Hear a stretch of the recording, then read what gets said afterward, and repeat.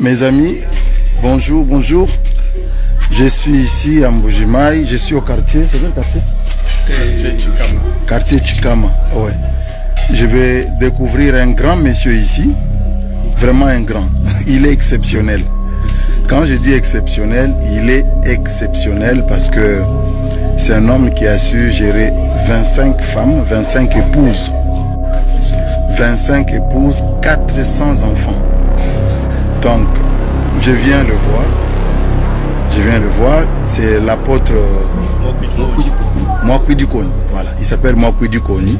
C'est lui que je suis venu visiter ici. Je suis venu leur rendre visite. Je vais faire les décès. Ok. Toi, tu es quantième enfant, est-ce que tu sais? Je sais. Oui, quantième. 350 enfants. 350e. Waouh. Il est 350e enfant. Voilà. Et toi, tu es quantième? Moi, je ne sais pas. Toi, tu ne sais pas comment. Il faut savoir, non? Je ne sais pas. Attends, toi, tu sais, tu es quantième? 358. 358e. Voilà. 358e enfant de l'apôtre Koni. Et toi?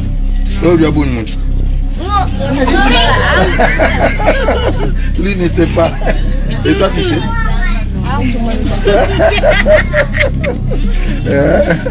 Et la grande? Toi, tu es quantième? 356e enfant. Tu fais quoi dans la vie? Que tu dis? Que tu dis aussi? Ah, en quelle classe? 6e. Tu fais quoi? Pédagogie générale. Mais tous vous serez des enseignants. Ok, à l'université, tu vas faire quoi? Nutrition. Nutrition. Il engendre le premier polygame. Et vous voyez, les gens qui encouragent la polygamie. Où est la caméra? Le premier polygame, c'était pas Abraham. Le premier polygame, c'était le fils de Caïn. Et vous voyez d'où vient la polygamie de Caïn. De Caïn le maudit. C'est la malédiction qui a engendré la polygamie. C'est la malédiction qui a engendré la polygamie. Ce n'est pas la bénédiction. Le premier polygame était fils de Caïn. Alléluia. Contente-toi de ta femme et n'ajoute aucune femme. Alléluia. Nous les chrétiens, on n'ajoute pas des femmes. Il n'y a pas la femme de la richesse. Il n'y a pas la femme de l'abondance. Dernièrement, je dis sur Internet que la polygamie est une imperfection interdite dans la nouvelle alliance. N'est-ce pas? Au nom puissant de Malakima Congo, Malakima Nkembo, l'archange Congo qui vient bientôt délivrer son peuple qui est dispersé au-delà des fleuves de couche. Alors, aujourd'hui, nous allons faire une courte vidéo parce que nous sommes en préparation avec la vidéo sur la 3e guerre mondiale et les détails qui vont suivre en ce qui concerne la 3e guerre mondiale. Mais aujourd'hui, nous voulons faire une pause pour répondre aux pasteurs qui font des vidéos disant que la polygamie serait une malédiction. Serait une malédiction, donc en un mot, un péché. Ce n'est pas une preuve de perfection. Et puis, vous avez entendu ces pasteurs, donc c'est une logique, un raisonnement risible. Ça n'a pas de sens. Ok? Donc, on va essayer de faire comprendre à ces pasteurs-là qui font dire à leurs fidèles que la polygamie serait une imperfection dans la nouvelle alliance. Vous avez entendu ces pasteurs corrompus qui sont en train de mener le peuple vers le christianisme et de mythes romains. Dans cette vidéo, on va faire court parce que vous irez voir cette vidéo qui s'affiche sur l'écran pour avoir une idée de la nouvelle alliance et de la polygamie. Pourquoi la polygamie sera dans la nouvelle alliance? Allez voir cette vidéo pour ne pas étendre la vidéo. Donc pour aujourd'hui, qu'est-ce qu'on va montrer? On va juste prouver à ces pasteurs que la polygamie, ce n'est pas une loi, il n'y a pas une loi pour la polygamie et il n'y a pas une loi contre la polygamie. Parce que la polygamie était une tradition israélite, bantou. Ok, encore des bantous aujourd'hui qui pratiquent la polygamie malgré le christianisme édomite qui veulent interdire que les bantous se multiplient. Ok, donc la polygamie, le tout-puissant Congo n'a jamais interdit la polygamie. Il n'y a aucun verset qui interdit la polygamie. Les pères ont pratiqué la polygamie quand ils avaient des moyens financiers. Quand ils avaient des moyens financiers et quand ils respectaient les règles de la polygamie. Donc on va aller rapidement pour vous expliquer quelles sont les règles pour pratiquer la polygamie. Donc pour pratiquer la polygamie pour les bantous, il est important d'abord de connaître que la polygamie est une tradition bantou, c'est une tradition que le Dieu Congo n'interdit pas. Le Dieu Congo n'interdit pas la traduction, la polygamie. On va voir dans certains versets que la polygamie est plutôt une bénédiction, pas une malédiction, comme vous l'avez entendu, ce pasteur. Et puis on va vous expliquer quand est-ce qu'il faut pratiquer la polygamie pour éviter le piège de l'adultère. Ok mes frères et sœurs. Donc on va aborder un certain nombre de sujets ici et puis voir quel sera le cas pour la nouvelle alliance. On va expliquer tout cela, hein, parce que apparemment ce pasteur-là qui a parlé, ces pasteurs qui parlent de ça et qui parlent de la nouvelle alliance, ils savent même pas qu'est-ce qu'est la nouvelle alliance. Leur Christos serait le médiateur de la nouvelle alliance, ce qui est déjà faux. Ok, on a prouvé que le médiateur de la nouvelle alliance, celui qui vient pour faire la nouvelle alliance, parce que le médiateur, c'est celui qui vient faire, ce n'est que l'archange Congo. Or, Christos n'est même pas le Messie, il n'est même pas l'archange Congo. Parce qu'on a prouvé dans nos vidéos que le Messie ferait des erreurs de la loi, sur la loi. On a prouvé cela, allez voir nos vidéos qui prouvent cela. Ok, donc c'est l'archange Congo qui va être le médiateur de la nouvelle alliance. Donc, premièrement, on va aller vite. Hein. On va d'abord prouver c'est quoi la nouvelle alliance. Parce que les chrétiens du dimanche croient que la nouvelle alliance, c'est leur saleté du Nouveau Testament là, cette merde du Nouveau Testament. J'appelle ça une merde, c'est un papier hygiénique qu'il faut jeter parce que c'est la fin de la loi. Le Nouveau Testament se résume dans Romains chapitre 10 verset 4, c'est la fin de la loi. Or il n'y a pas la fin de la loi c'est Congo. Congo n'a pas de fin. La loi c'est l'ordre, il y aura toujours d'ordre. Ok mes frères et sœurs. Donc on va aller rapidement pour voir un peu c'est quoi la nouvelle alliance. Donc premier verset, on a déjà parlé de ça, mais on va aller vite pour voir la nouvelle alliance. Jérémie 31 verset 31, c'est le classique. Hein. On dit ici que voici les jours viennent, dit le Dieu Congo, où je ferai avec la maison d'Isolélé et la maison de Yaoundé, c'est-à-dire les deux royaumes après la scission. Après la mort de Salomon, il y a eu une scission entre le royaume du nord et le royaume du sud. Donc, voilà quoi. Entre les deux royaumes, quoi. Donc, c'est-à-dire tous les bantous en un mot. Une nouvelle alliance. On parle d'une nouvelle alliance. Maintenant, on va voir les clauses de cette nouvelle alliance à partir du verset 33. À partir du verset 33, on va voir en quoi consiste cette nouvelle alliance. Vous allez voir vous-même que ça ne correspond pas avec votre christianisme édomite qui parle déjà que nous sommes dans la nouvelle alliance, comme l'a dit votre pasteur. Mais voici l'alliance que je ferai avec la maison d'Isolélé, c'est-à-dire avec les bantous en général, hein, tous les bantous, que ce soit Yaoundé ou Isolélé, c'est-à-dire tous les bantous, quoi. Après ces jours-là, dit le Dieu Congo, je mettrai ma loi au-dedans d'eux. Ok, j'écrirai dans leur cœur. Or, le christianisme dit que c'est la fin de la loi. Ici, on apprend que la loi sera au-dedans d'eux. Ok, ils vont pratiquer la loi. Et je serai leur Dieu et ils seront mon peuple. Donc, qui va faire cela? C'est le Messie. Le Messie aura pour rôle de faire en sorte que le peuple bantou respecte la loi. Qu'est-ce qui dit cela? On va dire que la nouvelle alliance, c'est le Messie qui va l'accomplir. Parce que le Messie, il ne faut pas vous tromper, hein. Parce qu'il y aura des gens qui viendront avec des livres abracadabra. Moi, je vous ai dit, méfiez-vous des apocryphes, l'ère chrétienne. Parce que les chrétiens ont écrit beaucoup d'apocryphes. Vous trouverez des listes énormes des apocryphes. Vous verrez des livres abracadabra qui vous parleront des doctrines sans queue ni tête. Ok? Donc, fiez-vous aux apocryphes pré-chrétiennes. C'est-à-dire qui datent avant l'ère chrétienne. Pas des apocryphes post-chrétiennes. Ok? Donc, méfiez-vous des apocryphes post-chrétiennes qui sont venus après le christianisme. C'est ce que vous avez beaucoup d'apocryphes qui vont vous raconter des conneries, des doctrines abracadabra. Méfiez-vous de ça. Ok? Méfiez-vous aux apocryphes pré-chrétiennes qui datent avant que le christianisme apparaisse. Donc, vous avez un Esdras, parce que deux Esdras, c'est faux. On vous l'a montré que c'est pré-chrétienne, c'est post-chrétienne. C'est venu après le christianisme. C'est pourquoi vous avez ces apocryphes-là qui vont vous raconter des doctrines à la con. Des doctrines bêtes.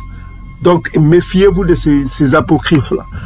Concentrez-vous sur les apocryphes pré-chrétiennes, qui datent avant l'ère chrétienne.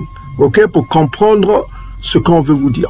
Donc, regardez attentivement ce qu'on dit en ce qui concerne la Nouvelle Alliance. C'est là où les chrétiens se trompent, les chrétiens du dimanche. Ok? Donc, on dit ici, je répète, on dit ici sur la Nouvelle Alliance, on dit que, voilà, donc, voici l'alliance que je ferai avec la maison d'Isolélé, c'est-à-dire tous les Bantous. Après ces jours-là, dit le Dieu Congo, je mettrai ma loi, c'est-à-dire sa loi. C'est-à-dire la loi n'est pas morte et il n'y a pas la fin de la loi ici. Au-dedans d'eux, et je l'écrirai dans leur cœur, je serai leur Dieu. C'est-à-dire après qu'il ait écrit la loi dans nos cœurs, nous serons encore son peuple. Voilà, donc la loi est fondamentale. Vous voyez un peu. Donc il faut la loi pour que nous redevenons les peuples du Dieu vivant. Est-ce que vous commencez à comprendre? Maintenant, regardez ce qui est intéressant au verset 34. Donc nous sommes dans Jérémie, Yilimaya 31-34. Ça, le christianisme ne connaît pas ça. On dit ceci. Celui-ci n'enseignera plus son prochain, ni celui-là son frère, en disant, connaissez-vous Congo? Parce qu'ils connaîtront Congo. Comment ils connaîtront Congo? Là, nous sommes dans Deutéronome chapitre 28, verset 10. Les nations sauront que nous avons le même nom que le Dieu Congo. Est-ce que vous commencez à comprendre? Et les Bantous le sauront, parce qu'ils ont été trompés. On les a donné les Yahweh, les Yahawa, les Jésus, tous ces noms abracadabra pour les tromper. Qui les a trompés? C'est le peuple du serpent au ciel. C'est Édom. Donc on voit que le peuple aura des informations. En ce qui concerne le nom divin, ils comprendront que le nom divin est lié. Comme le dit Ésaïe 43, verset 7. Nous avons le même nom que le Dieu vivant. C'est Congo, qui veut dire la vérité, la ceinture, la loi. Psaume 119, 142. La loi est la vérité. Donc, bien aimés frères et sœurs, il n'y aura personne pour enseigner l'autre. Mais aujourd'hui, le pasteur, là, il enseigne encore. On l'a vu. Avec des audiences, il est en train de faire quoi? D'enseigner. Donc, ça veut dire que lui-même, s'il réfléchissait un petit peu, s'il lisait ces écritures, il comprendrait que la Nouvelle Alliance n'est pas au rendez-vous. Que leur livre d'Hébreux, chapitre 12, je crois 24, qui dit que leur Christ serait le médiateur de la Nouvelle Alliance, c'est faux. Et quand leur Christ dit que il est, voici le vin de la Nouvelle Alliance, je ne sais pas, des récits abracadabra, c'est faux. Donc on ne peut pas parler de la Nouvelle Alliance sans le Messie. Il faut qu'il y ait le Messie. Pourquoi? Regardez attentivement. Il faut qu'il y ait le Messie pour qu'on parle de la Nouvelle Alliance. Qui le dit? Regardez. Ézéchiel chapitre 37, verset. C'est la même chose. Hein. On va pas aller dans... Il y a plusieurs écritures qu'on peut vous donner, mais regardez nos vidéos antérieures, vous aurez des informations. On essaie d'aller vite. Ézéchiel 37, en ce qui concerne la Nouvelle Alliance. Et tu leur diras, ainsi parle le Dieu Congo. Nous sommes au 21. Tu leur diras, ainsi parle le Dieu Congo. Dira qui au peuple, parce que si vous lisez bien Ézéchiel 37, le peuple se plaint. Ils se disent que nous sommes perdus, nous n'avons plus. C'est les eaux là, vous voyez un peu les eaux, la vallée des eaux. Hein. Ils sont perdus, notre espoir est, nous sommes désespérés, tout est fini pour nous. Mais là, le Dieu Congo leur donne l'espoir. On a déjà donné ça. Regardez ce que le Dieu Congo dit à son peuple bantou dispersé au-delà des fleuves de couche. C'est-à-dire tous les bantous. Écoutez attentivement. Et tu leur diras, ça c'est le Dieu Congo qui dit, ainsi parle le Dieu Congo, le tout-puissant de l'univers. Il n'y a pas d'autre, le Dieu unique. Pas le Dieu trinitaire. Voici, je prendrai les enfants d'Isolélé du milieu des Ngoï. Hein, les nations ici, vous regardez vous-même le mot, c'est Ngoï. Vous le trouverez qu'au-delà des fleuves de couche, parmi les Congos. Ok? Parce que c'est les Congos qui écrivent cela, c'est les Lévites. Ils sont allés, donc ils sont allés, ils ne sont pas en captivité, ils sont allés volontairement. Ils se sont dispersés volontairement. Je prendrai les enfants d'Isolélé du milieu des Ngoï, là où ils sont allés.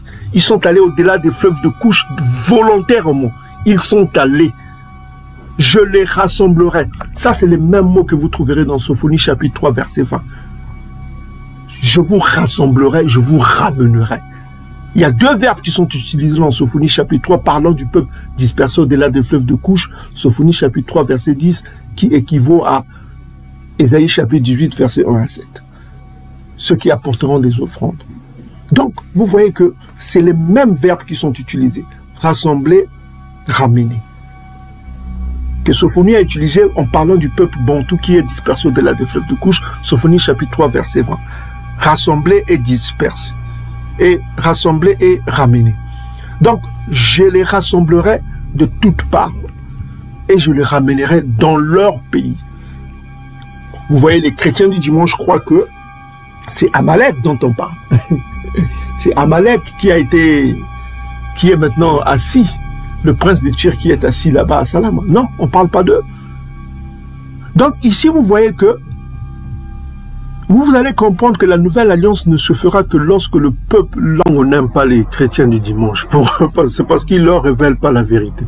Or, quand vous lisez ce texte, vous allez seulement dans Ézéchiel 37, verset 12, on vous dit que le rassemblement et le retour ne se fera que après la résurrection des Bantous. Par qui? Par l'archange Congo qui fera la résurrection, selon Daniel chapitre 12, verset 1 à 3. Est-ce que vous commencez à comprendre? Quand vous lisez Ézéchiel chapitre 37, verset 12, qu'est-ce qu'il vous est dit? Il fera sortir son peuple des sépulcres pour les ramener. Est-ce que vous commencez à comprendre? Dans leur pays. Donc le retour ne se fera que, selon Ézéchiel chapitre 37, verset 12, ne se fera qu'après la résurrection. Donc ça prouve que Amalek est faux. Amalek est faux. Est-ce que vous commencez à comprendre? Donc c'est ça l'intelligence. Vous devez aller au-delà de l'intelligence dans ces derniers temps. Sinon vous allez être la proie des doctrines édomites, le peuple de Satan. Ok mes frères et sœurs, réveillez-vous. Si vous abandonnez la loi Congo, vous allez vous perdre. Vous allez perdre tout. Vous allez comprendre que la nouvelle alliance ne se fera que lorsque le peuple, l'archange Congo qui vient, pour faire quoi? Pour rassembler son peuple et pour les ramener, et pour ramener aussi leurs captifs, comme le dit Sophonie chapitre 3, verset 20. Là, on ne fait pas état des captifs encore. Mais Sophonie a parlé de ramener aussi les captifs, Bantou. C'est-à-dire ceux qui sont allés en esclavage. Donc vous voyez que vous allez comprendre que la nouvelle alliance,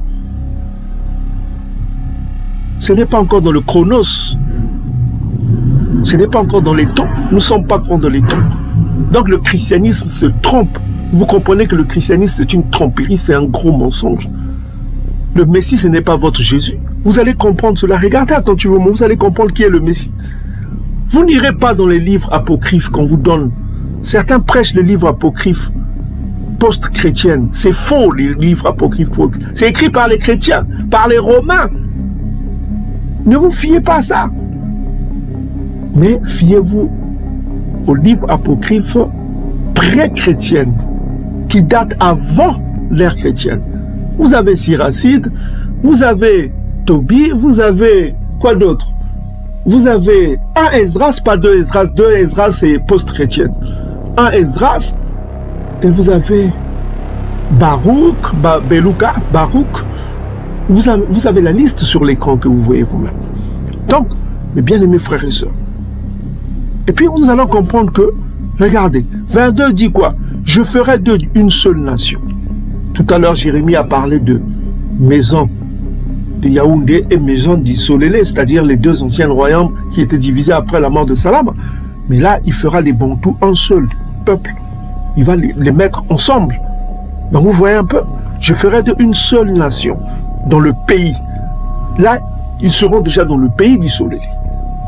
Est-ce que vous commencez à comprendre? Donc il y a déjà rassemblement. Ils ont été déjà ramenés dans le pays. C'est pourquoi on dit dans le pays. Dans les montagnes d'Isolélé. Là, ils sont déjà dans les montagnes d'Isolélé. Le royaume dont on parle. Est-ce que vous commencerez? Ils auront tous un même roi. Et ils formeront tous deux. Ils ne formeront plus deux nations. Après la chute de Salama, donc on voit que lorsqu'ils étaient divisés là, ils sont divisés là.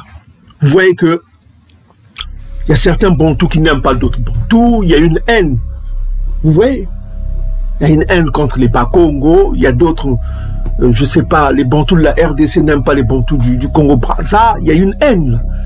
Alors voilà, vous lirez cela dans Ésaïe chapitre 11, versets 11 à 14, vous verrez que Ephraïm n'aura plus la haine contre son frère Yaoundé. Donc vous voyez qu'il y a des Bantous qui n'aiment pas d'autres Bantous, il y a une division. Il n'y aura plus ça. Ils ne seront plus divisés en deux royaumes. Est-ce que vous commencez à comprendre? Après la chute de Salama, ils étaient divisés. Ah, ils ne se seront plus par leurs idoles. Donc, les religions emportées n'auront plus lieu. C'est-à-dire que ce soit l'idole qui règne actuellement chez les Bantous, c'est le Jésus chrétien. Il n'existera plus. Il n'y aura plus des Mahomet parmi eux. Et leur abomination, les abominations, c'est quoi? C'est toute leur pratique des mariages interraciaux, c'est une abomination. L'adultère est une abomination. C'est-à-dire, quand on parle des abominations, on parle du péché. C'est des péchés les plus graves. Ça n'existera plus. Par leur transgression, transgression c'est quoi? C'est encore le péché. Il n'y aura plus de transgression. Je les retirerai de tout lieu qu'ils ont habité. Donc il va les retirer. Où ils ont péché. Donc on parle toujours du péché, c'est-à-dire la transgression de la loi, comme même disent les chrétiens eux-mêmes, dans leur faux livre. Je les purifierai. Donc il y aura une purification. Ils seront mon peuple et je serai leur Dieu. Or, Yilim à 31, à 34 a dit quoi? Hein? Ils seront le peuple que lorsqu'ils auront la loi en eux. N'est-ce pas? Donc c'est ça la purification. Pour qu'ils soient le peuple de Dieu, il faudra qu'ils reviennent à l'obéissance à la loi. Il faut qu'il y ait la loi dans leur cœur. Donc il n'y a pas la fin de la loi comme les Édomites chrétiens, romains, ont pollué ce peuple, ont détruit ce peuple avec leurs acolytes, des pasteurs du dimanche. Là. Que Yakongo a juré, a promis de les exclure et de les exterminer. Tous ces pasteurs-là, ils seront exterminés et exclus. Parce qu'ils ont commis un péché grave. Ils ont trahi la loi Congo. Ils ont trahi Congo. Ils ont été des porte-voix du christianisme romain. Je dis aux Bantous qui enseignent sur Internet, sur YouTube, malheur à vous. Quand vous enseignez le christianisme, malheur à vous. Vous allez payer le prix très très cher. Écoutez nos vidéos, écoutez nos avertissements. Écoutez nos avertissements. Ne badinez pas avec ce peuple Bantou là. Ceux qui divisent le peuple Bantou devront payer le prix cher. Quand vous voulez diviser là, vous allez payer le plus cher. Faire du mal à un Bantou, un seul Bantou, vous devez payer le plus cher. Mais en quel point? Souvenez-vous de Deutéronome chapitre 13. Celui qui incite le Bantou vers les religions Ngoyi, il va payer le prix très très très cher. C'est le Dieu vivant qui a parlé. Lisez bien Deutéronome chapitre 13. Lisez-le mot par mot. Celui qui incite le Bantou à aller vers les religions Ngoyi, à se détourner de la loi Congo, la loi de Massa, il va payer cher. Il va payer cher. Tous ceux qui enseignent sur Internet, qui mènent le peuple vers le christianisme, qui mènent le peuple vers l'islam, qui mènent le peuple vers le judaïsme, qui mènent Amalekite, qui mènent le peuple vers les religions de l'extrême-orient, qui détournent le peuple du Dieu Congo, ils vont payer le prix très très très cher. Nous, qu'est-ce qu'on fait? On fait que vous ramenez vers Deutéronome chapitre 30. On fait que vous ramenez vers le Dieu unique, le Dieu de vos pères, qui est le Dieu de la loi. Mais ceux qui amènent le peuple vers le Dieu de la fin de la loi, qui est le Christos, ils vont payer cher. Et qui disent au peuple que voici votre Messie, c'est le Jésus là que vous voyez, c'est votre Messie. Ils vont payer le prix très très cher. Je vous le dis et je pèse mes mots. Le Dieu Congo m'a visité. Et je suis prêt à mettre ma vie en jeu si je meurs. Le Dieu Congo est vivant. Ne badinez pas avec son peuple. C'est son peuple. Ce n'est pas... Il ne vous appartient pas. Vous êtes en train d'enseigner un peuple qui appartient au Dieu de l'univers. Il a choisi ce peuple pour que ce peuple soit éduqué dans la loi. Vous savez, il y a la plus belle phrase. Vous pouvez le haïr. J'en conviens. Il a fait des erreurs. J'en conviens. Némoina Nsemi a dit une chose intéressante autour de sa vie. Il a dit des bonnes paroles et parfois des mauvaises. Mais il a dit quelque chose d'intéressant que vous devez vous rappeler. Quand ils ont construit le Congo, l'archange Mwanda Congo, il est descendu à Mwanda Congo. Donc, au soleil, vous voyez le soleil. Archange Akiti, Akiti, mais ma belle n'est pas ses pieds n'atteignaient pas le sol, parce qu'il ne touche pas le sol. Et puis, Abandi ko dicté la loi. C'est moi qui vous ai amené ici, au royaume Congo. Nous vous allons la loi sacrée du royaume. Le Congo chante la loi qui vous a été donnée. Et l'article 1, l'article 1 de la loi sacrée du royaume. Donc, l'archange Mwanda a dicté Mibeko, a dicté la loi, a dicté Mibeko, il a dicté la loi. Hommage fondateur du royaume du Congo. Il a dit hommage fondateur du royaume Congo. Nous avons l'archange Mwanda on a éduqué pour que moi, l'archange Congo, je ce que je vous donne comme loi, ce n'est pas seulement pour vous les Bakongo. Le royaume du Congo est prédestiné à devenir le grand boa qui doit avaler toute l'Afrique centrale. Donc, Tokope Sabino, Mateya, nous allons vous Panzango, l'Afrique centrale, vous allez éparpiller ça par le Seigneur à l'aide du verso. Autant prévu les par... grands êtres spirituels vont élever un pays de l'Afrique noire au rang de grande puissance mondiale et ce sera l'Afrique centrale. Les Bakongo sont venus en mission pour préparer l'Afrique centrale afin que tous les Bantous de l'Afrique centrale puissent se rassembler, devenir un seul grand ensemble appelé l'Union d'Intimancy. Vous qui avez suivi le témoignage de Némoina Nsemi en ce qui concerne l'archange Congo, quand il a ramené le peuple au-delà du fleuve de Couche, notamment les Lévites Bakongo, il a dit que quand l'archange Congo s'est manifesté au temps du royaume Congo, il a dit que il faudra que l'on enseigne le peuple la loi pour que la loi les éduque. Donc le Dieu Congo a donné la loi pour éduquer le peuple bantou. L'éducation amène vers le royaume.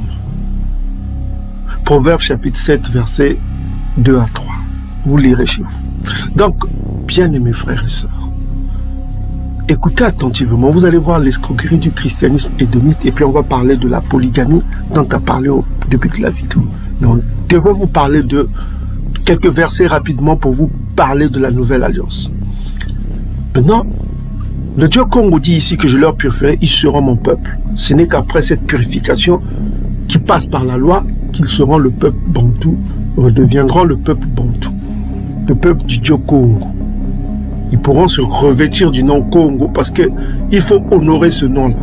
Parce que ce nom-là est déshonoré aujourd'hui à cause de la pollution du Kala des religions d'Ingoui. Verset 24 dit quelque chose d'intéressant. Il dit, mon serviteur Doda sera leur roi. Congo sera, c'est le futur. Mon serviteur Doda. Allez voir nos vidéos, on a prouvé que Doda sera ressuscité. Vous pouvez voir les vidéos sur l'écran, allez voir. Doda sera ressuscité. Ok? Par qui? Par celui qui vient, l'archange Congo. C'est lui le Messie.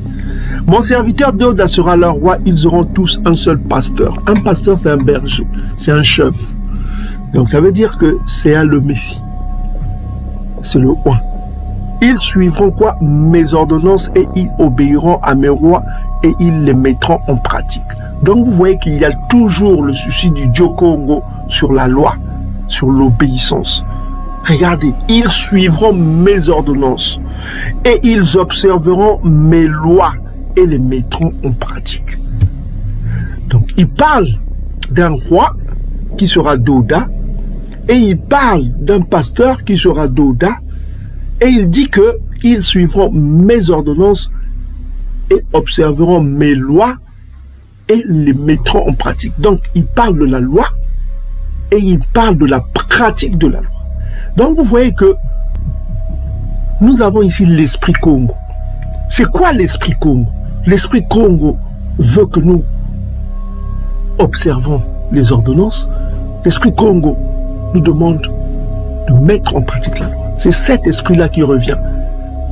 C'est pourquoi vous avez vu dans les versets précédents, ils ont dit qu'ils ne vont plus se polluer avec des idoles.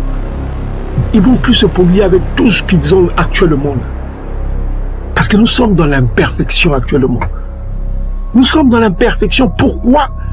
Parce que on nous a corrompus. L'ennemi nous a corrompus. L'ennemi principal du Dieu Congo, c'est Édom. Psaume chapitre 83 à partir du verset 6. C'est Édom. Et puis vous avez Ishmaël. C'est les deux principales religions qui détruisent le peuple bantou. Vous allez vous dire, mais quels sont les autres bantous qui sont islamiques? Allez, en Tanzanie, c'est l'islam là-bas. Les Tanzaniens, il y a des bantous là. Ils ont été islamisés. Ils ont les mêmes noms que vous. Ngoma. Ils ont les mêmes noms. Regardez leurs noms de famille. C'est les mêmes noms que vous avez. C'est les mêmes noms que vous avez au Congo-Brazzaville, au Congo-Kinshasa, au Congo. Vous avez les mêmes noms. Malanda, Ngoma. Vous avez les mêmes noms de famille, Mbemba. Vous avez les Ngoma, les Mbemba. Vous avez les mêmes noms de famille. Les mêmes noms de famille. Vous êtes une famille. Mais il y a d'autres qui ont été islamisés. Il y a d'autres qui ont été christianisés. C'est pourquoi le Coma parle que vous prierez de Dieu que n'ont pas connu vos pères.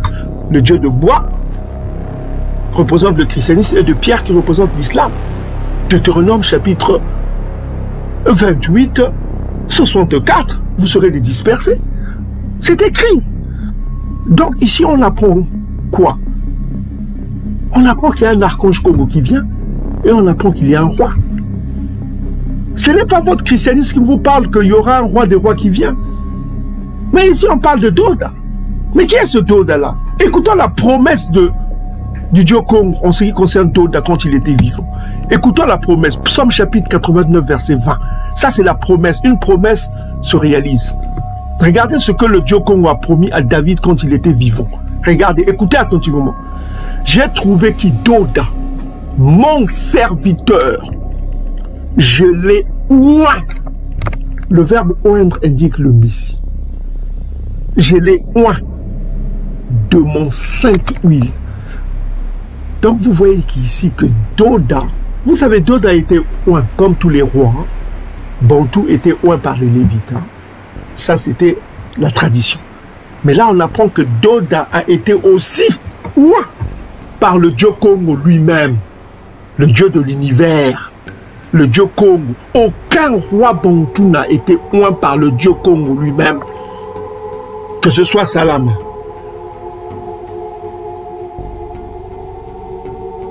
Que ce soit tous les rois bantou. Aucun. Même Massa n'a pas été oint par le Dieu Congo. Même Massa. Mais là, nous apprenons quoi? Que Doda là, il a été oint par le Très-Haut lui-même. Mais vous ne vous posez pas la question, comment tous les prophètes, parce que Doda était un roi prophète, tous les prophètes, tous. Mais il y a un seul qui a été roi par le Dieu Congo lui-même. Élie a fait des miracles. Élie a fait des miracles. Hein? Yélaya, son nom, il a fait des miracles. Énorme. Yelimaya a fait des miracles. Bien que le Dieu congolais connu avant même qu'il naisse. Ils n'ont pas été rois par le Dieu Congo lui-même. Mais là, lui, Doda, que vous appelez David, il a été oint par le Dieu Congo de son huile sainte.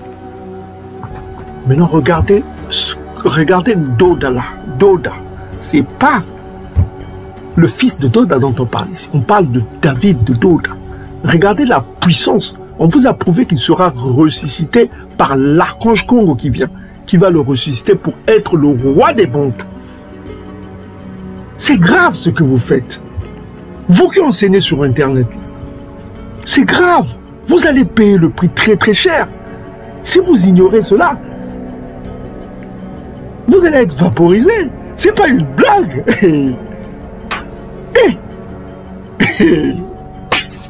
Je vous dis, c'est pas une blague. Mes frères et sœurs qui sont ici présents, c'est pas une blague. Hein? Ça, c'est Dieu qui parle. C'est lui qui vous donne le souffle de vie. Celui qui vous donne la respiration. Celui qui tue sans pitié. Parce que c'est Dieu qui tue. C'est le Tout-Puissant qui donne la vie, qui tue. Il tue. Il est sans pitié. Regardez attentivement. Écoutez attentivement. C'est sérieux là. Il dit que j'ai trouvé Doda, mon serviteur. Je l'ai oint de mon huile sainte. Mon, c'est le possessif. Donc l'huile sainte du Dieu vivant a été oint sur Doda. Ma main le soutiendra. Mon bras le fortifiera. L'ennemi ne le surprendra pas. Et le méchant ne l'opprimera point. J'écraserai devant lui ses adversaires et je frapperai ceux qui le haïssent. Ça, c'est juste.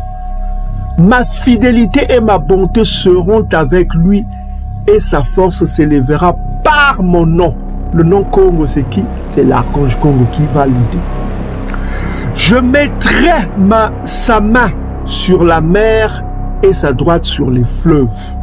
Lui m'invoquera, tu es mon père. Donc Doda a été élevé comme un Bena Nzambi, c'est-à-dire un fils du Dieu suprême Congo.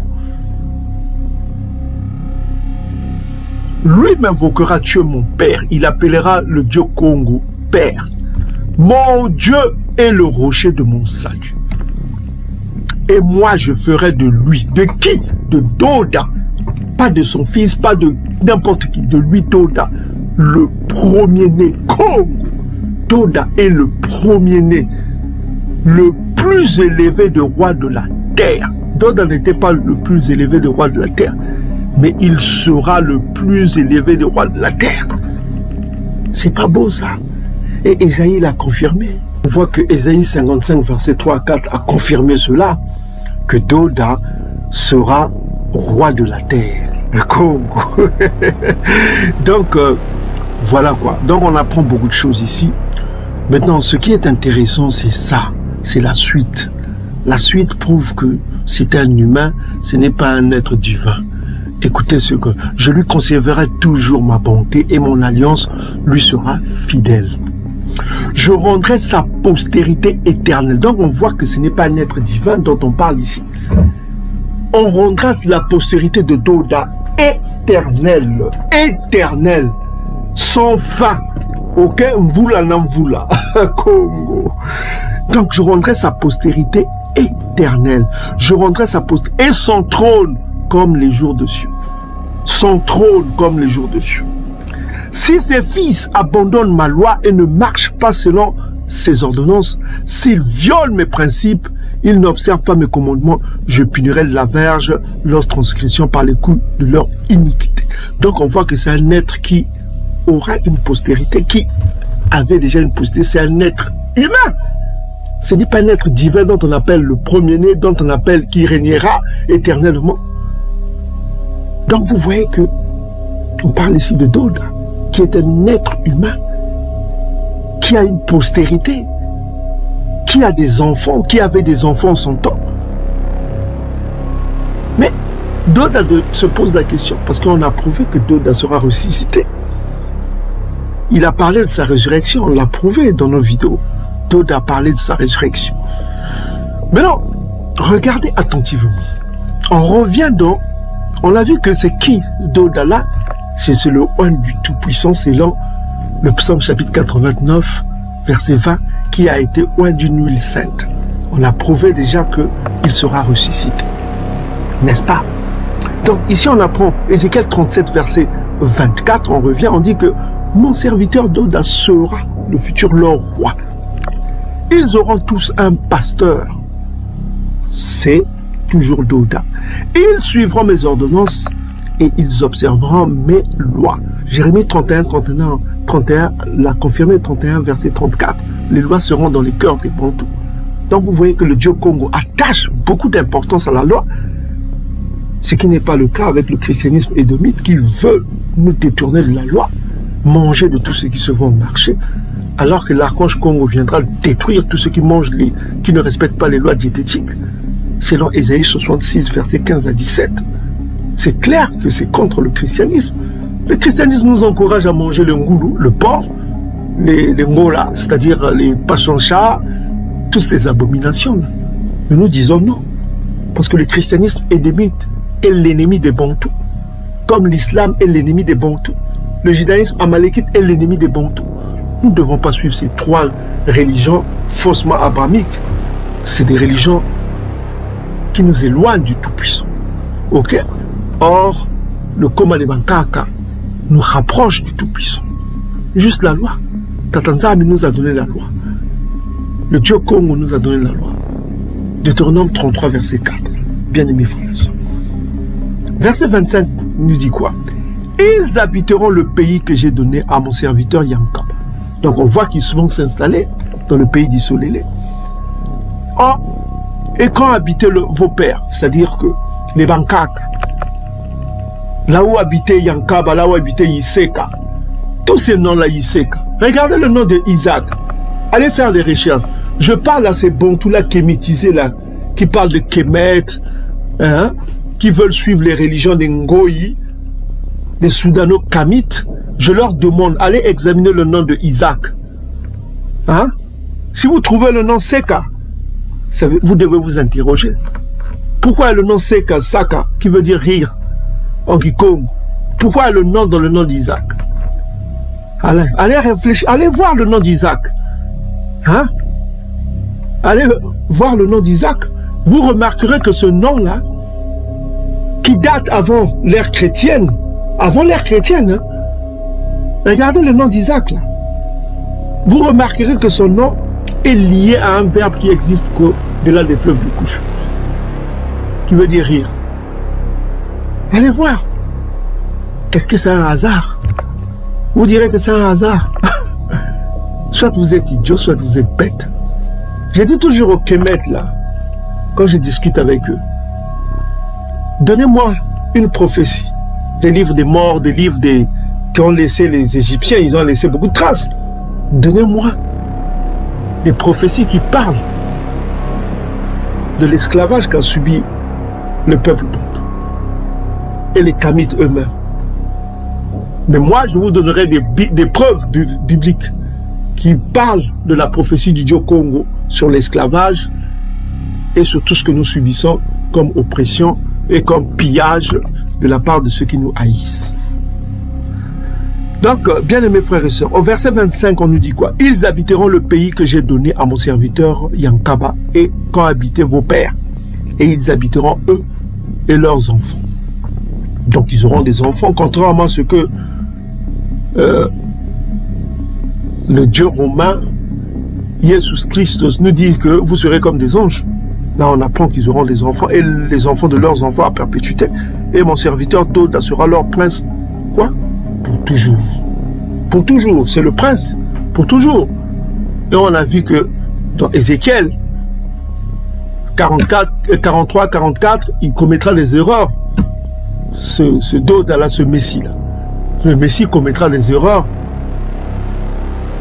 parce qu'il fera des sacrifices d'expiation, de pardon de péché. Donc vous voyez que nous sommes en face d'un être qui n'est pas divin, qui sera ressuscité. C'est le Messie. Ok mes frères et sœurs. Maintenant verset 26, c'est ça la nouvelle alliance. Que les chrétiens voulaient voler pour dire que c'est leur Christos qui est là. C'est du mensonge, ça n'a pas de sens. Regardez, la nouvelle alliance est là, regardez. Je traiterai avec eux une alliance de paix. Et il y aura une alliance éternelle. C'est ça la nouvelle alliance. C'est ça la nouvelle alliance. Quand est-ce qu'arrivera la nouvelle alliance? Quand les bons tout sera rassemblé, ramené, et quand ils auront un roi, et quand les lois seront dans leur cœur, et quand le roi là fera en sorte que les bons tout mettent en pratique la loi. Ce roi-là, ce Messie-là, c'est Doda. Et quand arrivera cela, c'est quand l'archange Congo sera là. C'est pas quand Jésus-Christ, le faux Jésus, viendra. Donc on voit que c'est un mensonge. On nous a menti. Ces gens-là nous ont menti. La nouvelle alliance est là. Oh Jésus-Christ, dans les livres des Hébreux, Jésus-Christ est le médiateur de la nouvelle alliance. Mais c'est du mensonge. C'est du mensonge. Donc je traiterai avec une alliance de paix, il y aura une alliance éternelle avec eux. C'est pas avec les Ngoï, avec eux, avec son peuple, les Bantous, uniquement, pas avec les Ngoï. C'est clair ici. Ce n'est pas votre Christos qui a tant aimé le monde, le Dieu de Jésus qui a tant aimé le monde, qu'il a envoyé son fils Romain, afin que tout le monde croie en son fils Romain, qu'ils aient la vie éternelle, et tout ça. Ça c'est du mensonge. Les Romains ont écrit leur texte pour conquérir des peuples, pour que les peuples soient dociles, obéissants, pour que les peuples prient pour eux, priez pour vos ennemis, priez pour tous ceux qui vous persécutent. C'est ça la philosophie romaine. Qu'il n'y ait pas de révolte quand ils vont conquérir des terres. C'est ça le christianisme. Dans la conquête des terres, qu'il n'y ait pas de révolte. Priez pour vos ennemis, priez pour ceux qui vous persécutent. Donc, on inclut le christianisme, et le christianisme éduque ce peuple-là à ne pas faire du mal aux persécuteurs, qui sont les Romains, et le peuple est obéissant là. Il n'y aura pas de révolte. C'est ça la philosophie du christianisme édomite. C'est pourquoi ils ont conquis énormément de terres. Il y a une phrase qui me faisait rire là, ok? Que quand les chrétiens venaient, on vous demande de fermer les yeux avec vos Bibles, et puis quand les gens fermaient les yeux, ils ouvrent les yeux, ils n'ont plus la terre, ils n'ont que la Bible. Il y a une phrase comme ça qui me faisait rire là. Ok, vous vous souvenez, non? Donc c'est ça, la philosophie du christianisme édomite. Ok? C'est une pollution, c'est une merde à ne pas suivre, mes frères et sœurs. Sinon vous allez vous perdre, vous allez être détruits par le Dieu Congo. Donc ici, le Dieu Congo nous met en garde que la nouvelle alliance ne se fera que lorsque Doda sera ressuscité par l'archange Congo et lorsque le peuple bantou sera ramené sur la terre d'Isolélé. Ok, on l'a appris ici, il n'y a pas l'ombre d'un doute. Donc on apprend encore ici que ma demeure sera parmi eux, je serai leur Dieu et ils seront mon peuple. Donc la demeure du Dieu, l'archange Congo sera au milieu du peuple bantou. Là, on l'a vu dans le livre Sophonie chapitre 3, verset 10 à 20, à partir du verset 14 à 15, on apprend que le Dieu Congo sera au milieu du peuple bantou. Ça, c'est clair. Donc, la nouvelle alliance n'est pas encore là parce qu'il n'y a pas l'archange Congo qui est là. Hein? Le nom de Dieu sera au milieu du peuple bantou, c'est l'archange Congo, qui est la lumière du Dieu vivant. Hein? Donc, Elengoi, le terme ici c'est Ngoi, Elengoi, c'est-à-dire les autres nations sauront que je suis Congo, qui sanctifie quoi Isolélé. Il ne parle pas de Ngoi, il ne va pas sanctifier Ngoi, il vient pour sanctifier Isolélé, son peuple, lorsque mon sanctuaire sera toujours au milieu d'eux. Donc, l'archange Congo sera toujours au milieu du peuple bantou. Voilà, le sanctuaire du Dieu Congo, par l'archange Congo, sera au milieu du peuple bantou. Donc, on est clair sur la nouvelle alliance. Donc, première partie, on vient de voir la nouvelle alliance. Ce n'est pas le christianisme édomite. Donc, quand vous parlez du Nouveau Testament, ça veut dire la nouvelle alliance. Or, c'est déjà faux. On voit que la nouvelle alliance est un rendez-vous. Hein? Pour que ce rendez-vous ait lieu, pour que la nouvelle alliance ait lieu, il faut qu'il y ait plusieurs exigences. Il faut que le peuple bantou soit ramené sur la terre d'Issolélé, ok, qu'il soit rassemblé, et que leurs captifs aussi soient ramenés. Alors, nous avons encore des captifs, des captifs parmi les Ngoï. Ils n'ont pas encore été rassemblés. Sophonie chapitre 3, verset 20. Je ramènerai vos captifs sous vos yeux. Ils n'ont pas été ramenés, nos captifs. Donc on voit que c'est une escroquerie, le christianisme édomite. Le peuple bantou n'a pas été ramené sur la terre là où étaient les Yankaba, les Abana, les Iseka, tous ces peuples, ils n'ont pas été ramenés. Et Nabido n'a pas encore été ressuscité. Ok? Et on voit que l'archange Congo n'est pas encore au milieu du peuple bantou. Pourquoi on parle de nouvelle alliance? Et le peuple bantou ne met pas encore en pratique la loi. On continue toujours à s'enseigner les uns et les autres. N'est-ce pas ce que je suis en train de faire ici, de vous enseigner? Or, dans la nouvelle alliance, qu'est-ce qu'on vient d'apprendre? Il n'y aura plus d'enseignants. Selon Jérémie chapitre 31, verset 34. Qu'est-ce qu'on apprend dans la nouvelle alliance? Les clauses de la nouvelle alliance. On apprend que celui-ci n'enseignera plus son prochain, Jérémie chapitre 31, verset 34. Ni celui-là son frère en disant « Connaissez Ya Congo ». Car tous me connaîtront. Pourquoi tous le connaîtront? Parce que son nom est connecté, est associé au nom de son peuple. Deutéronome chapitre 28, verset 10. Bible Rabbina. Donc, qu'est-ce qu'on apprend ici encore? Que cette connaissance du Très-Haut sera répandue parmi les Ngoï. Parce que dans Deutéronome chapitre 28, verset 10, les Ngoï comprendront que le nom du Dieu est associé au nom de son peuple. Et les Ngoï auront peur. Et qu'est-ce qu'on apprend encore? Cela est répété dans Habakkuk, chapitre 2, verset 14. La connaissance du Très-Haut se répandra. Ça, c'est dans les temps messianiques. Ça n'a rien à voir avec le Jésus fictif qui est venu sur terre. Par les Romains, par les écrits romains, par les fictions romaines. Et cela est répété dans Ésaïe, chapitre 11, verset 9. La connaissance du Très-Haut se répandra parmi les Ngoï. Ils connaîtront le nom de Dieu, que ce nom-là est associé au nom de son peuple. Deutéronome 28, verset 10. Ils ont le même nom, Ésaïe 43, verset 7. Donc, mes frères et sœurs, le christianisme, c'est un gros mensonge, c'est une arnaque. L'islam vient du christianisme. C'est aussi une arnaque. Hein? Donc, vous voyez que c'est de l'arnaque, on nous a menti. Voilà quoi. Maintenant, qu'est-ce qui prouve encore que c'est un autre mensonge? Regardez, qu'est-ce qu'on dit ici? Car je pardonnerai leur iniquité, l'iniquité de son peuple, et je ne me souviendrai plus de leurs péchés. Ça, c'est le pardon de péché. Hein? Le pardon de péché que le faux Jésus nous a menti dans Luc chapitre 24, verset 47. Baptisez-vous pour la repentance des péchés. Tout ça comme ça, c'est de l'arnaque. La repentance des péchés dans la nouvelle alliance ne se fera que quand l'archange Congo viendra. C'est lui le médiateur de la nouvelle alliance. C'est lui qui instaurera Dolda comme roi des Bantous. On vient de le lire dans Ézéchiel chapitre 37. Donc on voit que le christianisme édomite, c'est un mensonge. Le pardon des péchés, le Tout-Puissant ne se souviendra plus des péchés de son peuple, il ne parle pas des Ngoï. Cela ne se fera que dans la nouvelle alliance. Or, la nouvelle alliance n'est pas d'actualité. Ok, mes frères et sœurs, vous avez compris? Dernièrement, je dis sur Internet que la polygamie est une imperfection interdite dans la nouvelle alliance, n'est-ce pas? Mais je vois des chrétiens qui me contredisent sur la polygamie. Alors je me dis, nous quand on nous prêchait là, on nous mentait, ou c'est la nouvelle... Donc tu te dis... Oh. On va parler maintenant de la polygamie. C'est quoi la polygamie? Ce qu'il faut comprendre, c'est que les Romains, c'est-à-dire, si vous lisez les Écritures, vous verrez que le futur Messie qui est Doda, qu'on vient d'apprendre tout à l'heure, hein, le futur Messie qui n'est qu'autre que David Doda, il était polygame. Ok? malgré sa polygamie, hein, Doda a été oint.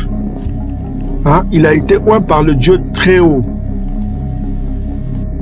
Donc on va voir le début de Doda. Doda, est-ce qu'il a été maudit? Parce que selon vos chrétiens du dimanche, vos pasteurs à Lacan, ils croient que voilà, Doda était dans la malédiction parce qu'il était polygame. Donc on apprend ici dans 1 Samuel chapitre 27 verset 3, on apprend ici que Doda et ses gens restèrent à Gad, auprès d'Akish. Ils avaient chacun leur famille et Doda avait quoi? 2 femmes. Doda avait quoi? 2 femmes. Donc Doda était polygame, il avait 2 femmes. On apprend encore. Donc vous avez ici Doda avec 2 femmes. Maintenant on va voir quand il va être le roi, qu'est-ce qui va se passer encore. On a appris dans 1 Samuel chapitre 27, avant que Doda soit roi, il avait déjà 2 femmes. Ok, il était polygame. Mais on va voir qu'il va être béni pour être le roi d'Isolélé. Dans 2 Samuel chapitre 5, vous connaissez déjà la suite. Hein, 2 Samuel chapitre 5, pour ceux qui connaissent le coma, vous lisez ici le titre chrétien dit quoi? Le règne de Doda sur Isolélé. Donc on voit que Doda devient roi. C'est-à-dire qu'il devient roi, il va être oint par des Lévites. Il va être choisi par le Très-Haut. Vous connaissez, hein, parmi les enfants de son père, il a été choisi pour être roi. Qui l'a choisi, c'est le Dieu Congo lui-même. Donc, Dieu Congo a pris Doda dans sa polygamie, n'est-ce pas? Vous êtes d'accord avec moi? Il a pris Doda dans sa polygamie. Donc, il va le oindre de son huile sainte, comme on vient de le lire dans le psaume chapitre 89, verset 20, pour être un roi éternel sur Isolélé. Éternel sur Isolélé. On vient de le confirmer ici, il va être un roi éternel sur Isolélé. Mais là, regardez, il va régner maintenant sur la maison d'Isolélé, sur les Bantous. 2 Samuel chapitre 5, on vous écrit bien le titre. Hein. Le titre chrétien ici dit quoi? Règne de Doda sur Isolélé. Donc, vous savez, il avait déjà 2 femmes, malgré la polygamie qu'il avait. Donc, pour les chrétiens, c'est une malédiction, mais pour le Tout-Puissant Congo, c'est une bénédiction, en fait, puisque le Tout-Puissant va encore le bénir. Regardez comment le Tout-Puissant va le bénir en lui faisant roi. Ok? Comment il va bénir Doda encore? Regardez la bénédiction. Hein? La bénédiction de Doda, on va aller au verset 13. 2 Samuel 5, verset 13, si je ne me trompe pas. On va essayer, on va voir si j'ai encore la bonne mémoire. Donc, Doda prit encore, c'est-à-dire de supplément. C'est un supplément. C'est-à-dire qu'il avait 2 femmes, il prit encore des concubines et des femmes de Salama. Des femmes, c'est au pluriel, de Salama, après qu'il fut venu d'Hébron et lui naquit encore des fils et des filles. Point. Donc, vous voyez... Congo. Donc vous voyez que ce n'est pas une malédiction. Il n'y a pas de loi. Je mets au défi quiconque qui vient sur Internet, sur les commentaires, de me montrer qu'il y a une loi qui interdit la polygamie. Il n'y a pas une loi qui interdit la polygamie. La polygamie était une tradition hébraïque, bantou. Il y a eu beaucoup de polygames, tout cela. Mais il y a des cas spécifiques. On ne va pas vous citer hein, les autres rois qui étaient polygames. Vous avez plein de versets pour voir cela. Mais nous insistons sur Doda qui est le futur roi. Donc nous voyons l'évolution de Doda, sa relation avec le Tout-Puissant. Avant d'être roi, il avait déjà 2 femmes. Hein. Il évolue et dans sa royauté, on voit qu'il prend d'autres femmes. Donc on comprend que sa situation financière a évolué. Parce que pour avoir une femme, il faut avoir des finances aussi. Parce que on remarque que tous ceux qui avaient des femmes qui étaient polygames, notamment on a vu avec Abana qui était très riche, on a vu Yankaba qui a travaillé dur pour avoir une femme et que son oncle lui obligea de prendre une seconde femme. Ça c'est ce qu'on appelle la polygamie par contrainte. On a vu que ça concerne Abana, ça concerne Yankaba qui a été contraint de prendre une femme supplémentaire. Mais n'empêche que quand Yankaba a vu que sa richesse commençait à s'accroître, il a eu la bénédiction d'avoir d'autres femmes. Ok? Pourquoi? Parce que On va voir cela rapidement. Hein. On va voir cela pour voir que c'était une bénédiction pour Yankaba d'avoir une femme supplémentaire. Allons-y dans Genèse chapitre 30. Ouais. Donc, bien-aimés frères et sœurs, qu'est-ce qu'on apprend ici dans Genèse chapitre 30, verset 18? En l'occurrence, ici, on parle de Léa. C'est l'épouse de Yankaba, Jacob, que vous connaissez. Elle dit ceci. Le Tout-Puissant m'a donné mon salaire. Dans d'autres versions, on dit ma récompense. Quelle est cette récompense? On va la prendre avec vous. Quelle est cette récompense que le Tout-Puissant lui a donnée? Ok, elle dit ceci. Parce que, elle justifie, parce que c'est une justification, j'ai donné ma servante à mon mari. Donc on voit que elle donne sa servante comme un salaire, comme une récompense à son mari. Elle donne son mari une épouse, une servante. En ce temps-là, on appelait concubine. Donc on voit qu'elle lui donne une femme supplémentaire. Donc c'était la tradition. On a vu avec Abana, qu'on appelle Abraham, dont la femme a accepté de donner sa servante égyptienne comme épouse pour avoir Ishmaël. Là aussi, on apprend que la concubine a été donnée, la servante de Léa a été donnée à Yankaba. Et en faisant ce geste-là de don à Yankaba, de sa servante, on apprend que pour elle, elle a été récompensée pour avoir Issachar. Est-ce que vous commencez à comprendre? Donc, on voit que le Dieu Congo a récompensé, selon le texte ici, hein, le Dieu Congo a récompensé Léa d'avoir donné à son mari une servante comme concubine. Est-ce que vous commencez à comprendre? En faisant ce geste-là, le Tout-Puissant l'a récompensé en lui donnant quoi? Un enfant. Un enfant dont elle a donné le nom de Issachar, qui veut dire quoi, la récompense? Est-ce que vous commencez à comprendre? Donc on voit que c'est une bénédiction. C'est une bénédiction pour un homme d'avoir une femme supplémentaire quand elle a des moyens. C'était une coutume, c'est juste une coutume acceptée, une tradition acceptée par le Très-Haut pour que nos ancêtres se multiplient. Est-ce que vous commencez à comprendre? Ça n'a rien à voir avec une malédiction. En quoi est-ce que c'est une malédiction ici? Si le Tout-Puissant récompense Léa, n'est-ce pas une bénédiction? Écoutez encore Léa, elle dit ceci. Le Dieu Congo m'a donné mon salaire. Pourquoi elle justifie? Parce que j'ai donné ma servante à mon mari. En faisant ce geste, le Dieu Congo l'a récompensé et c'est pourquoi elle a eu un enfant dont elle a donné le nom de Issachar, qui veut dire quoi, la récompense?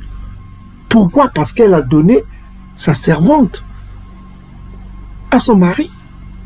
Parce que c'est une coutume, c'est une tradition acceptée par le Dieu suprême. Pour que nos ancêtres aient des enfants, pour que nos ancêtres se multiplient. N'est-ce pas Ruth chapitre 4 verset 11 qui dit que Isolélé est construit par des femmes. Par des femmes. C'est le matriarcat. Le matriarcat est expliqué dans Ruth chapitre 4 verset 11. Pour ceux qui veulent connaître si Ruth était bantou, morabite, nous avons une vidéo dans notre site officiel, allez la voir. Hein. Ok, ça c'est un autre débat. Allez voir cette vidéo, c'est en anglais, vous mettez juste la traduction et vous comprendrez. Hein. Cette femme-là, Léa, était dans la joie de donner sa servante à son mari. Parce que c'était la tradition chez eux, une concubine. Il a donné sa servante comme femme supplémentaire à son mari. Et elle dit ici que c'était une bénédiction. Le Dieu Congo m'a donné mon salaire parce que j'ai donné ma servante à mon mari. il a donné sa servante comme concubine. Donc on voit que Yankaba avait des concubines. Il fallait l'accord de leur femme. Comme l'exige Siracide chapitre 25, verset 1. Il faut que toi et ta femme, vous soyez en accord. Si tu veux une seconde femme, il y a des critères pour ça. Siracide verset 25, verset 1. Dit quoi? Il faut qu'il y ait accord entre toi et ta femme. C'est une joie d'être en accord avec ta première femme. Si tu veux une seconde femme, il faut en parler d'abord avec ta femme. Il faut que vous soyez en accord avec ça. Il ne faudra pas que tu ailles dans ce qu'on appelle l'adultère, en cachette. Non, il faut en parler d'abord avec ta femme. Chérie, je voudrais prendre une deuxième femme. Tu voudrais prendre une deuxième femme. Parce que pour prendre une femme dans la polygamie, il y a des règles pour ça. Il y a des règles. Comment une femme, on a vu ça dans la vidéo qui s'affiche sur l'écran. Il faudra qu'il y ait, pour prendre une deuxième femme, pour prendre une femme d'abord, il faut savoir qu'il y a des critères pour prendre une femme chez les Bantous. Premier critère, il faut qu'il y ait l'accord du père. L'accord du père de la femme, ou bien de sa famille. Si le père est mort, il y a une tutelle, ok? Il faut qu'il y ait accord de la tutelle familiale. C'est pourquoi on a parlé dans la dernière vidéo de Kangalupango. Il faut que la famille de cette femme te connaisse. Il faut que tu mettes tes boissons en jeu. Et voilà quoi. Ok? Il faut qu'il y ait la permission et la bénédiction du père. Ça, vous lirez dans Genèse chapitre 24, verset 67. Ou bien vous lirez aussi Exode chapitre 22, 16 à 17. Vous lirez chez vous. Hein. On ne va pas étendre la vidéo. Et deuxième chose, il faut qu'il y ait une relation sexuelle. On a déjà parlé dans la dernière vidéo. Et après cet accord, il faut que la femme, qu'il y ait des relations sexuelles pour sceller ce mariage-là. Et si possible, il faut qu'il y ait un certificat dans cet accord-là du père. Ça, vous lirez dans le livre apocryphe de Tobit, chapitre 7, versets 13 à 16. Il faut qu'il y ait un accord signé, de préférence. Hein, ce qu'on appelle un certificat de mariage, comme on le fait, mais dans les traditions Congo, Bantou, il y a souvent les boissons, toutes les familles sont réunies. Il faut que on sache que l'enfant est allé chez qui, la fille est allée chez qui. Voilà quoi. Il faut qu'ils suivent les traditions Bantou.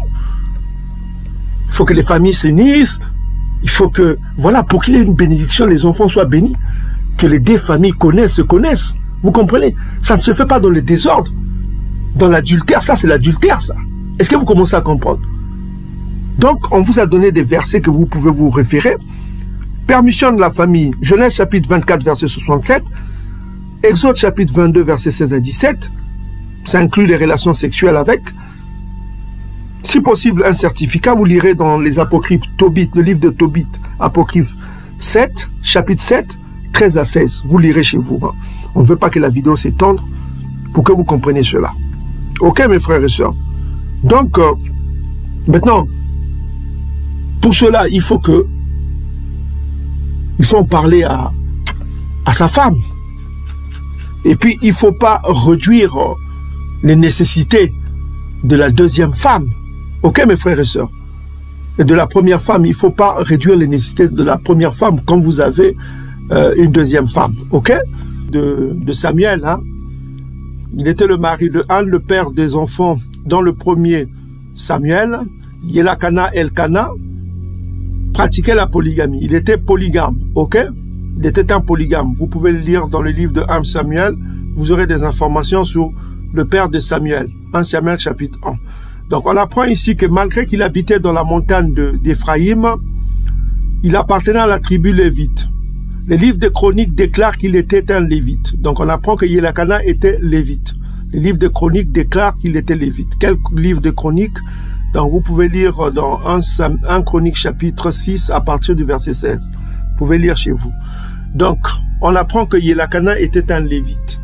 C'était un lévite, mais malgré son lévitisme, il était quoi? Un polygame. Il était un polygame. Or, on sait que les Lévites avaient pour vocation d'enseigner le peuple bantou, donc ils devaient être des exemplaires. Ok, mes frères et sœurs. on va comprendre si la polygamie est une malédiction. Hein.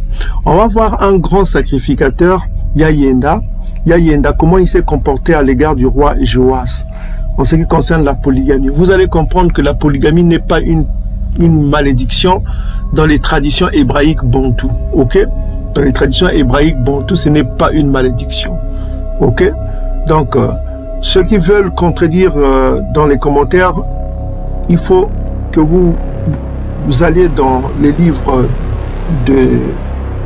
du Coma de Bankaka. Nous, on se concentre de la Genèse jusqu'à Malachie, en passant par les apocryphes qui datent avant l'ère chrétienne. Si vous venez avec les apocryphes après l'ère chrétienne, là, il y a plein d'apocryphes, les livres d'Adam, les livres de ne sais pas quoi, les livres à Lacan, là, ne venez pas ici. On n'a pas besoin de ces apocryphes. Venez avec des apocryphes qui datent avant l'ère chrétienne, qu'on trouve dans la Septante, ok? Dans la Septante, c'est ça que nous agissons. Nous agissons sous les livres de la Septante qui datent avant l'ère chrétienne. Nous n'agissons pas pour des apocryphes créés par Rome, écrits par plein de Romains, des livres à Bakadaba, on ne vient pas pour ça. On n'est pas pour ça ici. On est ici dans le Coma de Bangkok, uniquement. Donc, on a ici, on a le roi Joas que vous connaissez. 2 Chroniques chapitre 24, on va voir est-ce que le Dieu Congo considère, est-ce que les serviteurs, les dirigeants des Bantous considéraient la polygamie comme une malédiction. Parce que chez les chrétiens, on vient de voir tout à l'heure dans les écritures chrétiennes, pour ne citer que Titus chapitre 1 verset 6, il est recommandé aux chrétiens qui dirigent les églises chrétiennes d'être monogames, d'avoir une seule femme. Ok? D'avoir une seule femme. On vient de voir que Elkana, qui était un lévite, avait 2 femmes.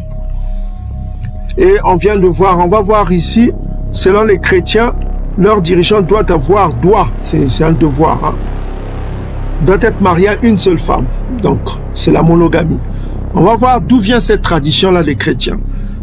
Ça, vous pouvez lire chez vous 1 Timothée chapitre 3 verset 2, 1 Timothée chapitre 3 verset 12 et Tite chapitre 1 verset 6. Et même l'apôtre Paul, je crois, dans 1 Corinthiens chapitre 7, il encourageait au célibat. Bon, si vous pouvez être seul, c'est tant mieux pour lui, quoi. Soyez mes exemples. Il voulait être, voilà, soyez les exemples comme lui, il est imitateur de son Christos. Le Christos aussi n'a pas connu de femme. Selon les évangiles, le Christos fictif n'a pas connu de femme. C'est pourquoi il a prêché que vous serez comme des anges sans femme. Ce qui n'est pas le cas dans l'évangile, dans la conception bantouide de l'esprit Congo. Donc, on va voir comment se comportaient les prêtres bantous. Maintenant, on va voir un grand sacrificateur, ce qu'il donne son point de vue sur la polygamie. Et on va se baser sur ce point de vue-là pour voir si c'est vraiment une malédiction. Lui qui connaissait les Écritures en son temps, et lui qui connaissait, qui parlait au Dieu Congo, parce que c'était le souverain sacrificateur en son temps. On apprend dans 2 Rois. Qu'est-ce qu'on apprend dans 2 Rois, chapitre 12, verset 2? Joas fit ce qui est droit aux yeux du Dieu Congo, tout le temps qu'il suivit les directions du sacrificateur Yaoyenda. Donc il était droit aux yeux du Dieu Congo parce qu'il suivait les conseils du sacrificateur Yaoyenda. Et qu'est-ce qu'on apprend? Ce sacrificateur-là, Yaoyenda, lui donne 2 femmes. 2 femmes. Donc ça veut dire que ce n'était pas interdit par la loi. Ce n'était pas une malédiction. Est-ce que vous commencez à comprendre les traditions Congo? C'est pourquoi la loi exige que quand tu prends une 2e femme, selon Exode chapitre 21, verset 10, tu ne dois pas négliger la première femme. C'est un droit conjugal. On précise bien droit conjugal. Donc ce n'est pas une malédiction, mais c'est les traditions gréco-romaines, comme on vient de voir, qui détestent la polygamie. C'est pourquoi ils sont contre la démographie en Afrique. Ils sont contre la démographie dans les autres peuples. Parce que eux, ils font la promotion des relations contre nature. C'est ce qu'étaient les Grecs, c'est ce qu'étaient les Romains, c'est les Édomites romains. C'est le christianisme. Votre royaume, vous serez comme des anges. Vous n'aurez pas des femmes et des hommes. Allez voir cette vidéo qui s'affiche sur l'écran. Allez voir, vous allez ouvrir les yeux. Bolamouka. Ok, mes frères et sœurs. Le pasteur vous trompe. C'était une coutume israélite. Et on va aller dans le grand dictionnaire anglo-saxon qui s'appelle... Regardez ce dictionnaire anglo-saxon. Ce dictionnaire anglo-saxon qui s'appelle New World Encyclopedia. New World Encyclopedia, c'était le grand dictionnaire anglo-saxon. C'est des références. On va lire qu'est-ce que on pense de la polygamie. La polygamie, c'est quoi? Hein? Dans les religions. On va descendre ici. Vous êtes ici dans New World Encyclopedia. Vous tapez ce mot polygynie. Hein? En anglais, c'est polygynie. Hein? Polygynie. Ça s'écrit polygynie. Hein? Polygynie. P-O-L-Y-G-Y-N-Y.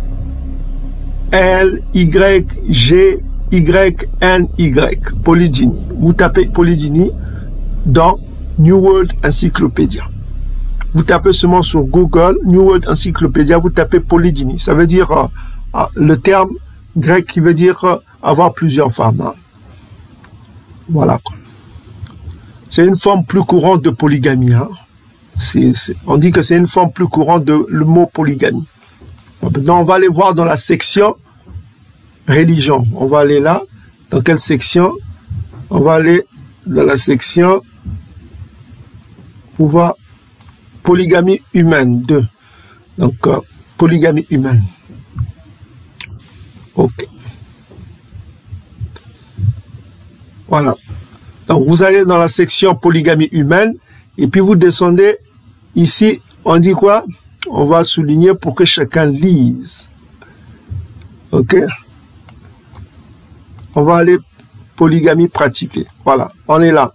Polygamie pratiquée par la plupart des patriarches. Regardez attentivement, écoutez attentivement, vous allez voir l'escroquerie du christianisme édomite, d'où vient le monothéisme et le monogaïsme que l'apôtre Paul a prêché dans le christianisme édomite. Vous allez voir que c'est une escroquerie romaine. Regardez attentivement. C'est pourquoi il faut être au-delà de l'intelligence dans ces derniers temps, on vous le dit, et on pèse nos mots. On dit ici que la polygamie a été pratiquée par la plupart des patriarches tels qu'Abana, Yankaba, Massa et Doda, David. Donc nous avons Abraham, Jacob, Moïse et David ont pratiqué la polygamie. N'est-ce pas? Comme raconte la Bible hébraïque et l'Ancien Testament. La Bible hébraïque bantou, quoi. L'ancien que vous connaissez comme l'Ancien Testament. Voilà. L'Ancien Testament. On dit quoi encore? Écoutez attentivement. Jusqu'au XIe siècle. Donc jusqu'au XIe siècle. Cependant, elle n'était pas acceptée par la Grèce antique ou à Rome. Congo. La polygamie n'était pas acceptée dans la Grèce antique ou à Rome. Donc on voit que les Grecs, les Édomites grecs et romains étaient contre la polygamie. Est-ce que vous commencez à comprendre? Est-ce que vous commencez à comprendre? Ce n'était pas leur pratique. On apprend ici que c'est des traditions hébraïques bantou et que ce n'étaient pas les traditions des Romains. C'est pourquoi vous voyez dans les églises romaines, là, les pôles, là, c'était des Romains, sous couvert d'être des bantous. C'est une religion déguisée. C'est une religion qu'on a déguisée pour faire croire que c'était la religion des bantous, mais c'est en fait une religion romaine.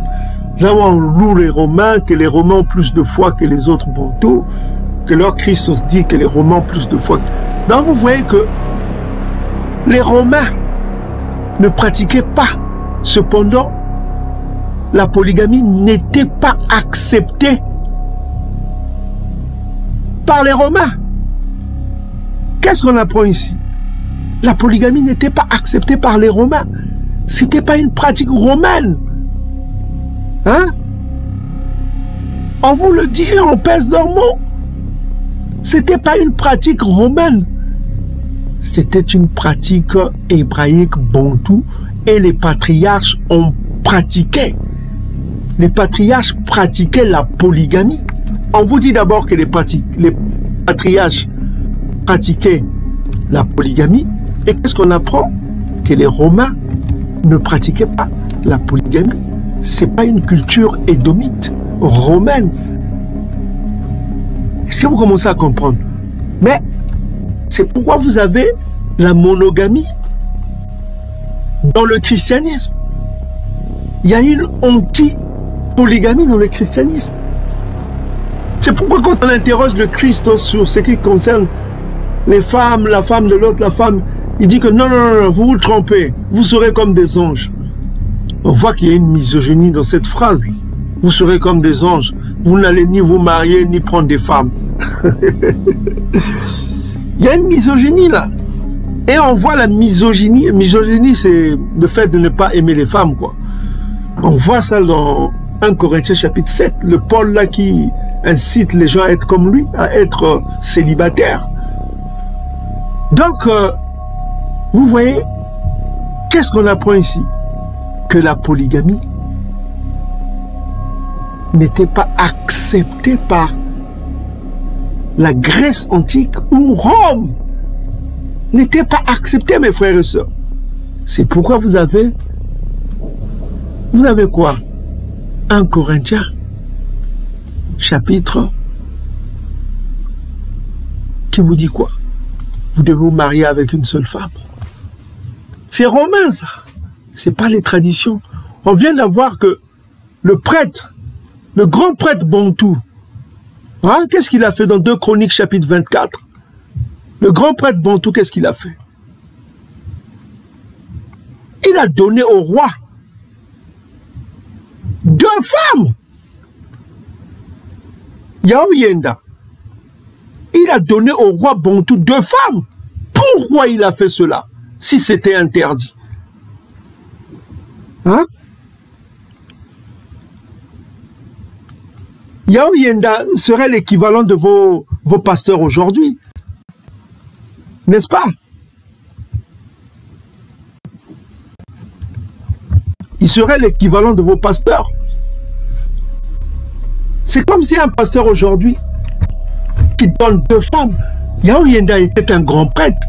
Le grand prêtre était choisi par qui? Par le dieu Congo. Yao Yenda a été un grand prêtre exemplaire dans le coma. Un homme droit. Un homme droit, un grand prêtre. Donc il était en relation avec le dieu Congo.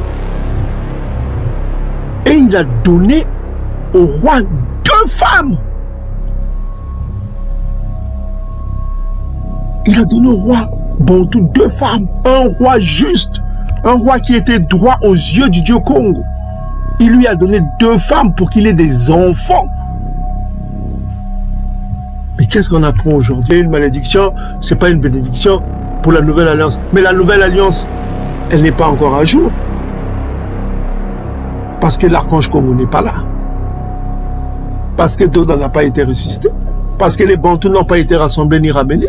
Et les captifs Bantous n'ont pas été ramenés. Ils sont encore dans les Caraïbes. Ils sont encore dans les Amériques. Ils sont encore en Inde, les Sidi. Ils sont encore au Moyen-Orient, les autres Bantous. Mais qu'est-ce qu'on apprend dans la Nouvelle Alliance? Ézéchiel 44, verset 22.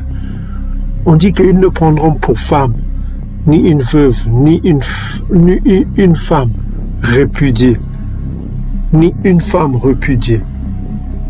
Ils prendront des vierges au pluriel de la race de la maison de Yankab. Ils prendront des vierges. C'est au pluriel, des vierges.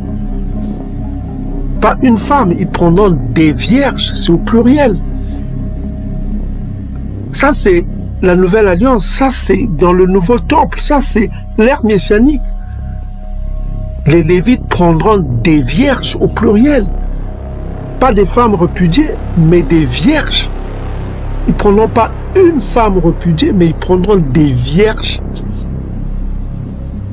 Des vierges au pluriel. C'est des femmes. Allez voir notre vidéo qui s'affiche sur l'écran, on a donné des détails sur la nouvelle alliance et la polygamie. Donc, on s'arrête là. On vient de couper court aux mensonges des pasteurs à la con, hein, qui ne font que détourner le peuple du Dieu vivant de la loi Congo. Donc on vient de voir que qu'il est permis d'avoir une seconde femme, mais il faut éviter de négliger la première femme. On vient de le lire dans Exode chapitre 21, verset 10. Il faut garantir les droits de la première épouse. Et puis de préférence, il faut en parler d'abord avec la première épouse. Et puis il faut suivre le code du mariage dans la polygamie, pour ne pas tomber dans l'adultère. La polygamie, il faut se marier. C'est dans le mariage. Il faut voir le père, la famille de la femme, faire le kangalupang ou le mariage, ok, pour recevoir la bénédiction du père. On vient de le voir, on a donné les écritures avec. Et puis il faut entretenir les relations sexuelles en abondance pour garantir le mariage et si possible faire en sorte qu'il y ait le certificat signé par le père, si possible, ok. Et donc c'est juste un accord du père. Si ça peut passer par le certificat, tant mieux. Et si ça ne peut pas passer par le certificat, tant mieux aussi. Mais il faut qu'il y ait l'accord du père. L'accord, que ce soit écrit ou verbal. Ok, pour qu'il ait la bénédiction, pour que les enfants soient bénis. Les enfants de cette relation polygame. On a vu que le père du grand prophète Samuel était polygame. Et son enfant a été béni dans la polygamie. Ok, donc l'enfant a été béni, Samuel a été béni dans la polygamie. On a vu que Doda a pris des enfants qui par la suite ont été aussi bénis dans la polygamie. Ok, donc bien aimés frères et sœurs, ceci contenait à vous dire que en un mot, la polygamie n'est pas une malédiction, d'autant plus que les grands prêtres qui étaient justes au temps, on a vu Yayenda qui a donné au roi Joas, dans 2 Chroniques chapitre 24 verset 1 à 3, il a donné 2 femmes au roi pour que le roi ait des enfants. Donc ce n'est pas une malédiction, c'est plutôt une bénédiction, comme on vient de le lire aussi dans Genèse chapitre 31. On a vu que Léa a qualifié cela d'une bénédiction. Ok, il a donné une concubine à son mari, c'était une bénédiction pour elle de donner une concubine à son mari. Donc on a vu ça dans Genèse chapitre 30 verset 18, hein, que il a donné une bénédiction, il a reçu une bénédiction du Très-Haut parce qu'il a donné une concubine à son mari Yankaba. Donc on voit que dans les traditions bantoues, c'est tout à fait logique, hein, mais ce n'est pas une obligation. Hein. Si vous aimez votre femme, vous êtes monogame, tant mieux aussi, parce que Isaac a été monogame, hein. Isaac était monogame, il était bien qu'il ait été riche, il n'a pas voulu une deuxième femme comme son père Abana. Donc voilà quoi, c'est pas une obligation d'être monogame.